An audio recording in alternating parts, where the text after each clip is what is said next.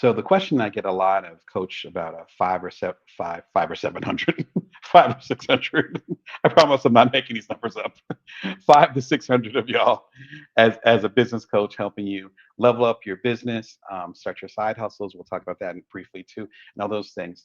That's one of the biggest questions that I've gotten over the years is, how do I do my career pivot? Where does it start? If you're pivoting your career, it starts with first figuring out what you bring to the table, what makes you special.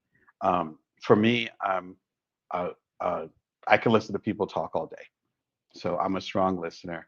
I do something called active listening, where someone will listen and then I'll respond based on whatever they were saying. And then that makes it clear to them, so it's called active or empathetic listening, depending on which school of thought you go through. I'm also fairly articulate as far as even my more complex or confusing emotions. I'm able to put them into words, which not everyone can do. Even when I'm overwhelmed, I'm able to articulate that. That's a strength. That's what people will call like a superpower. I know what those are. And so because I know what those are, then I can figure out how that would apply to whatever career is next for me. So it ends up being these core things. One of the things I talked about a lot, particularly when I did the book Career Remix about 3 or 4 years ago, it was 2022. So it's 3 years ago. Time flies. But in 2022, I did Career Remix. Um, and the big slogan for that, which came from my coaching practice, is the job is theirs, but the career is ours. In other words, you can get fired from your job, like from an angry supervisor. You can get knocked out and laid off because of a merger or because of corporate cuts. Again, shout out to my folks that are federal and government employees that are feeling the pain right now. Those things can happen, but the skill sets that you have either innately, like you naturally have them. Like I naturally love telling stories. I naturally love hearing stories. I've always been like that. Luckily, all my parents are still around. They've said I've been like that since I was a toddler. So that's something that's innate. You have those things that a job can give you, like pay, obviously, benefits, 401k, all those things, that all the great trappings that come with a traditional job, particularly a full-time job. Those are blessings. But you're still taking your skill set with you. And in fact, if you're in their environment and you have the mindset of a learner, then whatever you get on that job, you're going to take it with you. Way back in the day, talking when I was a teenager, and I became a newspaper reporter. So my background is journalism, and me learning, working in the ad department, me working with artists and even doing some art myself, all those things. Even though I didn't go towards advertising and other things, I went in a different direction. Those skills still came with me. You still have your toolbox. So figuring out what you bring to the table as far as what your particular toolbox is. And then I think this is an important part, is recognizing the part of you that's not utilized. So what's being underutilized right now? So if you're in a very fixed role in your career and you're like, okay, this is my identity. Let's say you're an ad manager. It's like, okay, so you're a salesperson. Bottom line, you're a salesperson. All you do is sales. You might not be working in the creative. The creative would be the people that are actually designing the ads, or doing the copy for the ads, the text, whether it's spoken or written down, like those other details. And you might be a really good writer, but since you're the ad manager, the main thing you're doing is sales. So sometimes when we have a particular job and we have a title, we assume that's the breadth or the width of the things that we can do. If you're looking to do a career pivot, you really have to shift from what the job title says to that toolbox that you have that shows what you're capable of. Once you do that, you can say, oh, I'm actually a decent artist, or I'm pretty good with words. So then, whatever you do next in your career, whether it's within that organization or outside of that organization, then it might be something related to words.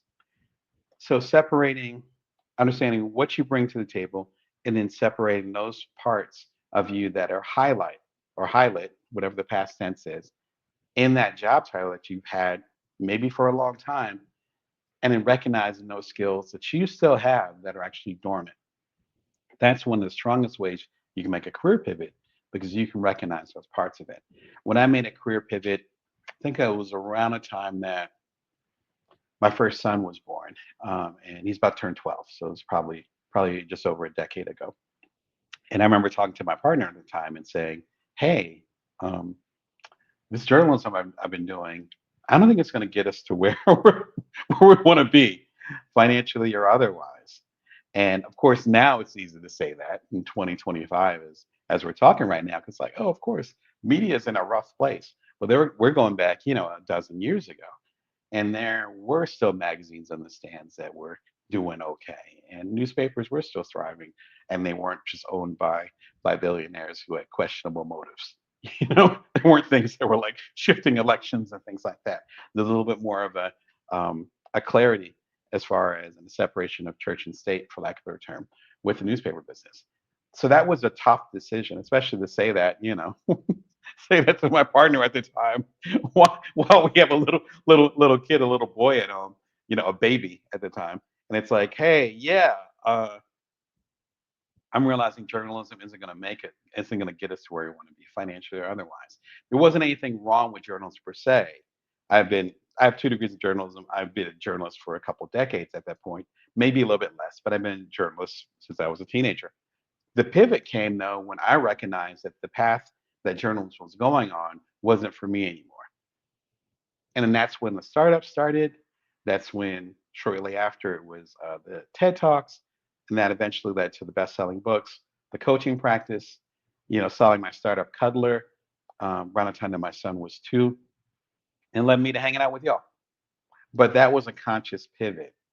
And so if you're not in a situation where you have to pivot, I would still encourage you to think about it from an analytical standpoint and be like, what are those parts of me that I bring to the table? And what are the parts of me that aren't being utilized right now and frankly might be undervalued? That's always a good practice. Again, I didn't have a gun to my head. No one was saying, hey, journalism might not be the thing for you. You've been doing it for a very long time. No, that was a conscious process to say, okay, where I want myself, my family, and my legacy to be, my period of time of journalism, I think it's starting to wane. I think it's starting to sunset. What else is out there? And then within a couple years, it was Cuddler, cover the Wall Street Journal, and I'm selling that startup, and then this whole new career that leads me to hanging out with y'all today. And so don't be afraid of that process of pivot, particularly if you don't have to. If we're talking about pivoting, we got to talk about my homie, Jenny Blake. Shout out to Jenny, another career coach. Jenny Blake's pivot. The only move that matters is your next one. See, I'm trying to read backwards. I know it by heart. You see his dog eared him. I had like one of the first editions of the book, signed. Like I don't know what I'm talking about. Jenny Blake is fantastic. Shout out to Jenny. You can learn more about her. I believe it's at jennyblake.com. I think you just do a quick Google search. I've linked to all of her books or her main book right here. Fantastic book. It goes step by step as far as how to pivot to the next stage of your career. I think it came out in 2000. I think it came out shortly after I sold Cuddler. So this came out like a decade ago. I still refer darn near all my clients to it, particularly if they're trying to figure out where they're going to move to next. Fantastic book. And it's step by step. She's super analytical with it, which is a blessing. And so you can just follow the steps in this and you'll be in excellent shape. So check her out. Also, again, she's a career coach. So if you're looking for that deeper stuff, if you're trying to pivot more in a corporate fashion, which is more her energy, mine is more the independent folks, hers is more corporate, she's one to look up. And then this is really my jam.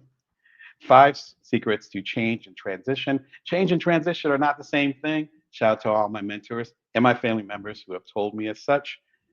Such an important episode, such an important discussion. If you're going through change and transition, you have to take care um, of your external stuff, the logical part as far as the change, which is the change. And then transition is the internal stuff.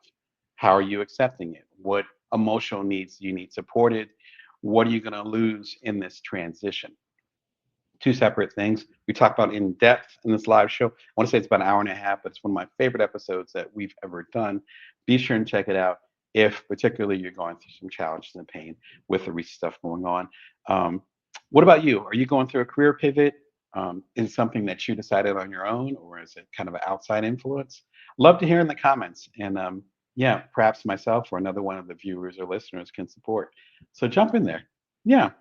What do you think you need as far as to pivot your career? And is this something that you just feel like it's time to do? Or is some outside influence that's bringing some urgency? We'd love to hear. I'm entrepreneurial coach Damon Brown. You're watching Bringworth TV live on Wednesdays at 1:11 p.m. Pacific Standard Time, Vegas time. You can subscribe for free.